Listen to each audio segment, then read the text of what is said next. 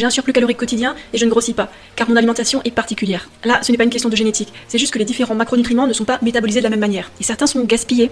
Le corps humain préfère gaspiller les glucides plutôt que les convertir en graisse. Il les gaspille donc en thermogénèse, c'est-à-dire en production de chaleur, ou alors s'en débarrasse. Attends quoi? En surplus calorique depuis 2010? Si ton poids reste stable, c'est juste que tu couvres tes besoins en moyenne sur la semaine. Tu peux pas aller à l'encontre des lois de la thermodynamique ou du modèle de la balance énergétique EBM. Premièrement, il y a clairement une mauvaise estimation des apports et ou des dépenses. Deuxièmement, sur la thermogénèse, c'est-à-dire l'énergie dépensée par notre corps pour digérer, c'est 5 à 10% pour les calories issues des glucides. Par exemple, sur 100 kcal de glucides purs, t'en absorbes réellement 90 à 95, donc largement la majorité. C'est ton total calorique journalier qui va déterminer si ton corps a brûlé tous les glucides ou au contraire va faire des conversions pour en stocker en graisse. Oui, c'est possible. Et justement, dans ces vidéos, l'apport en protéines, il est super faible, surtout pour une femme active comme ça. Alors que les protéines permettent justement une thermogénèse 2 à 3 fois plus importante. Et pour le coup là, même dans les études, c'est super étonnant, parce que même en surplus calorique, avec une bonne part de protéines, les individus prennent pas forcément de gras.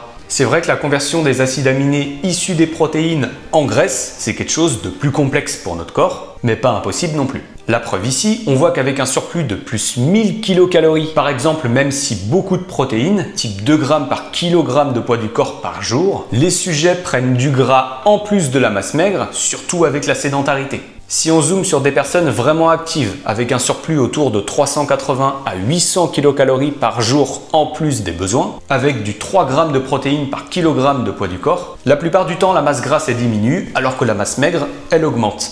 Pour terminer, les graisses et les protéines, elles sont volontairement réduites au max par la personne que je cite dans la vidéo. Pourtant, le gras, ça apporte et ou aide à l'absorption des vitamines essentielles A, D, E, K. Il y a aussi des graisses dites essentielles comme les oméga 6 et oméga 3. Et puis, ça reste hyper important à notre système hormonal, la structure de nos cellules. Les glucides, ils apportent surtout de l'énergie et en partie des fibres alimentaires, mais également des vitamines et minéraux. Les protéines, elles restent super importantes pour maintenir, voire développer la masse musculaire, mais aussi dans la structure des anticorps, des enzymes, des tissus. Chacun a des besoins différents, mais l'équilibre entre lipides, glucides et protéines, il n'est pas à prendre à la légère. Et tout ça sans oublier le fait d'être un minimum actif. On se dit à bientôt pour du nouveau, c'était Landry.